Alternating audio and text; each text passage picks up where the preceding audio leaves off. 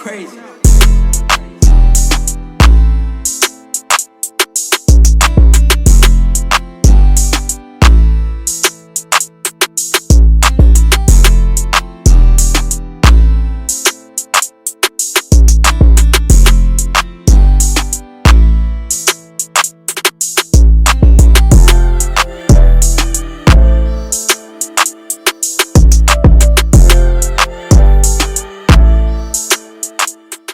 Hello loved ones, Gigi here. So if you are new to my channel, make sure you hit that like and subscribe button if you love this video. Now, today, and like most days, we are going to get into a review, okay? A real review, an honest review, a raw review, and uncut, even though I do edit, okay? An uncut raw, y'all know what I mean.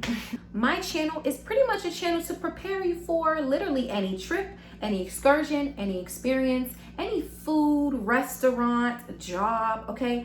I'm here to give you the realest of the real review. So make sure you hit that subscribe button or you're gonna miss out. Not me, y'all gonna miss out if you don't hit the subscribe button. That's all I'm just saying. Anyway, I wanna thank you for tuning into this video. If you have clicked on this video, I bet that you are entirely and super interested in figuring out what is it like to work as a route sales representative or a route sales associate. So as stated before, you have small format and you have large format. Large format, Big Mac truck, small format, small baby truck. Now that leads me into the truck, right? I'm not gonna sugarcoat it. Frito Lay is cheap. Frito Lay is cheap because why would you let people continue, not even people, let the core of your company continue to drive in trucks that you can hear any piece of rain coming? Freedom of speech, okay? It doesn't make sense to let truck drivers drive in conditions where there are just slippery slopes in the back of trucks when you're lifting gates and things of that nature, right? It doesn't make sense when you have some trucks that do not have AC. Personally, to me, as a billion-dollar company, and you have Amazon who came after us, right?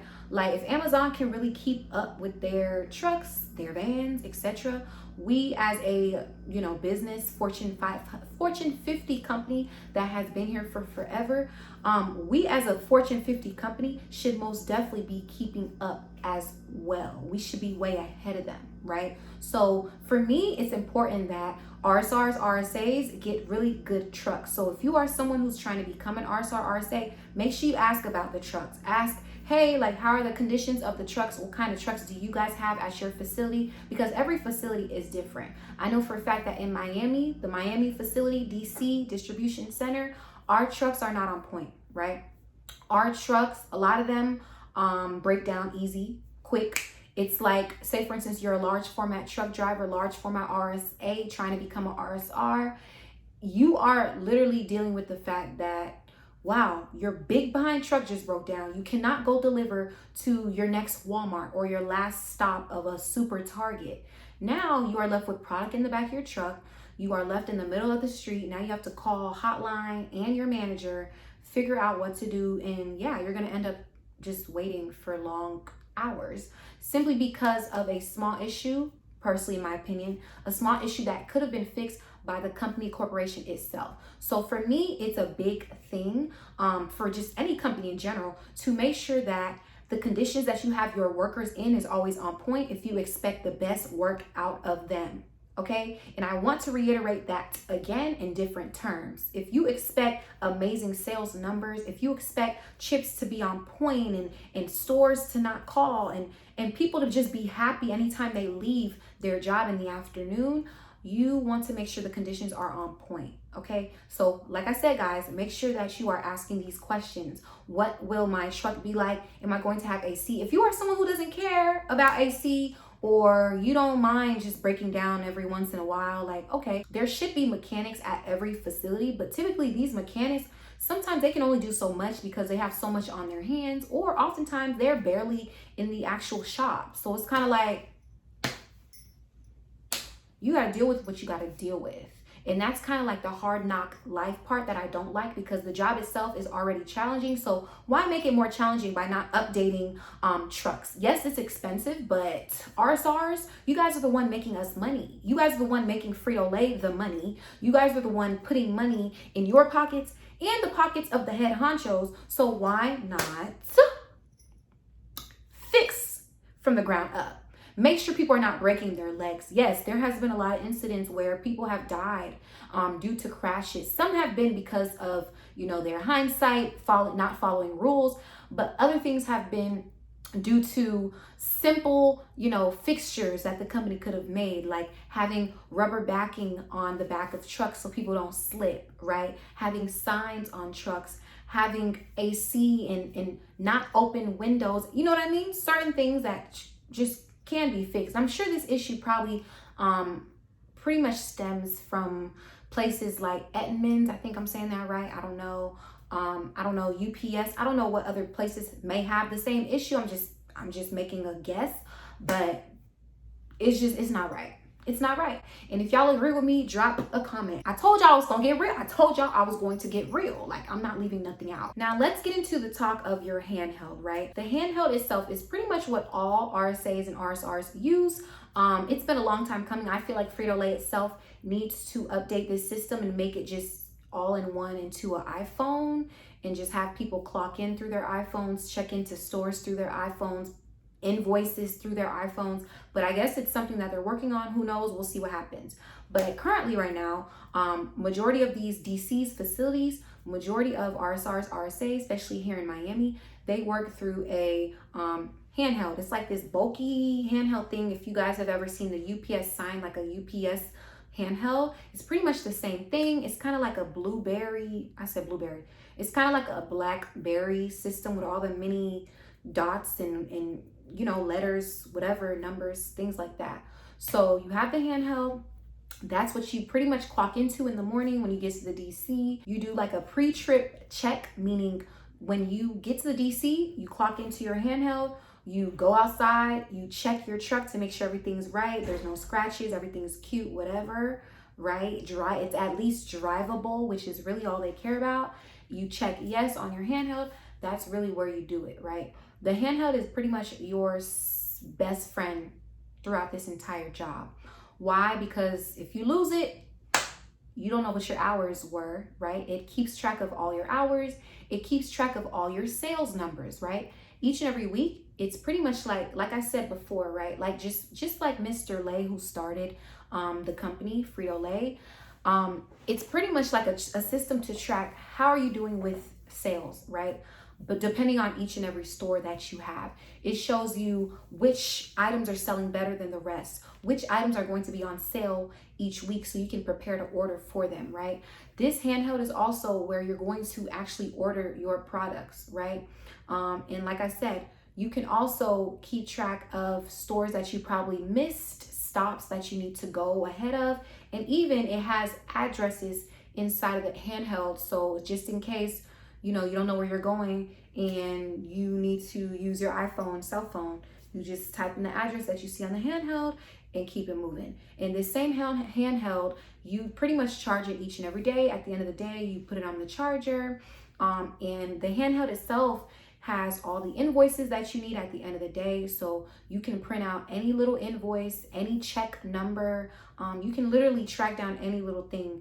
Say for instance, you are an RSA, you did 6 stores in a day that included a Publix, a Cisco, a Fresco y Mas, a Winn-Dixie, and maybe, I don't know, a Family Dollar, a Presidente. At the end of the day, you can go back and see, okay, this is how much money I sold into these stores, and this is how much money I ordered for next time for these stores, right? So y'all get the gist of what I'm saying. So make sure you do not lose your handheld, and make sure you really get used to how to use it properly. Because sometimes if you make the wrong, mistakes in it, it can mess up the numbers for you, which messes up your check. And one thing you don't want to do is mess up that check, get that shmoney, period. And another big, large thing is inventory, right? When you are in your truck, The truck is kind of like your own, but if you're an RSA, like I said, trying to become an RSR, it's the RSR's truck. You're just the RSA for now. You're pretty much in training, an RSR in training, right? So you're still gonna have inventory in every truck. In every truck, there's gonna be a different kind of inventory. So for instance, say you hop on a small format truck to do a small format route, that RSR probably left about $300 worth of inventory in the truck, or $1,000 I've seen worth of inventory in the truck, meaning they just left chips sitting in the back of the truck from just extra items or unknown items that they never sold into stores, or items that got pushed out from the warehouse that they never ordered but they don't know where to sell it.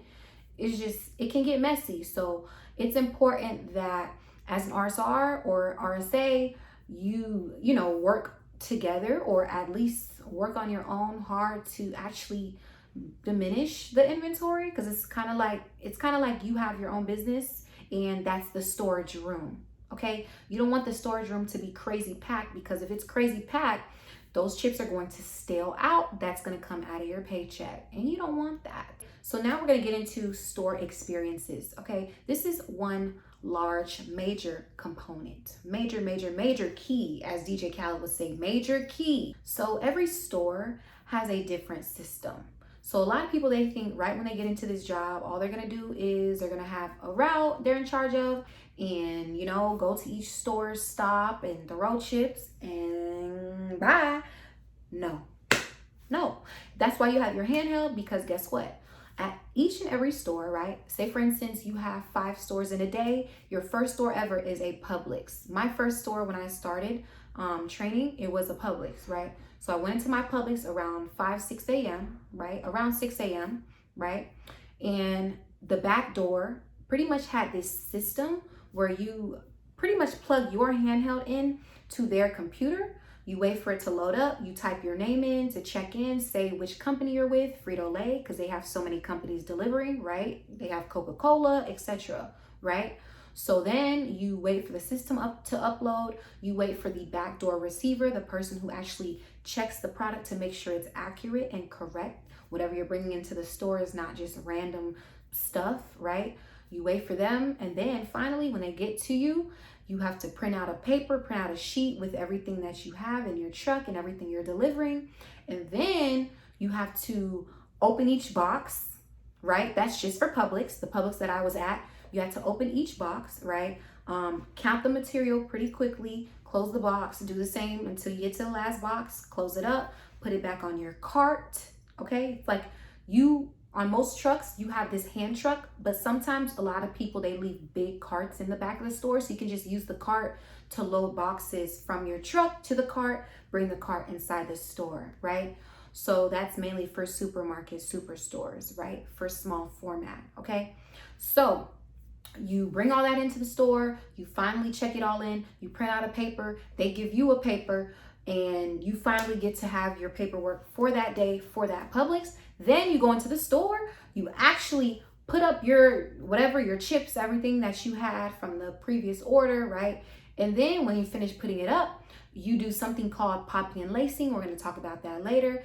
And then you order up for whatever is needed around the store. So you could have a register space that's probably empty. You could have a display for Super Bowl that's probably needs more chips in there. You could have something called the gondola, which is the main chip aisle. You have all this space that you can pretty much order up for, right? In your handheld, you are going to see a number, an average expected number, estimated number for you to hit your sales goal by the end of the week. So say for instance, your sales goal is, I don't know, 3K for the week, and you are on small format. If you're on large format, you might have like a 10K sales goal for the week. Who knows, right? Depending on the type of stores that you have, depending on what the handheld tells you. So the handheld is also like a forecast. It forecasts, you know, what are you going to make for this week? What is this store going to sell? Just based on the past, right? So for instance, going back to that Publix, right? This is your Publix first store of the week on a Monday morning. You finish setting up and putting up your chips according to the planogram, which is like an official like organizing sheet to show you where to put Lay's, where to put Cheetos, etc. Very simple stuff. And the ordering, that's kind of when it gets kind of crazy, because yes, the handheld tells you how much to order oftentimes. It tells you the price of each item, but it cannot always be accurate. So maybe the handheld will say, you're going to sell about $400 worth of Cheetos this week, when really you're going to only sell $50 of Cheetos this week, right? So it's kind of like when you are new to a store, you don't really know what to expect. That's why it's good to communicate with the RSR, whoever was previously on the route, so you know what to expect. But it's kind of like you have to make your own guess and estimates based on the trends that you see within the store. I know this sounds like a lot, but yes, it's, say for instance, like, right, it's your first day working on a route. You go to the Publix, right? You go to a Publix, you check into the store. Now, you're ready to make an order, but you don't know what to order. So my recommendation is to simply order what the holes are, right? What is completely empty, what is pretty much about to be empty.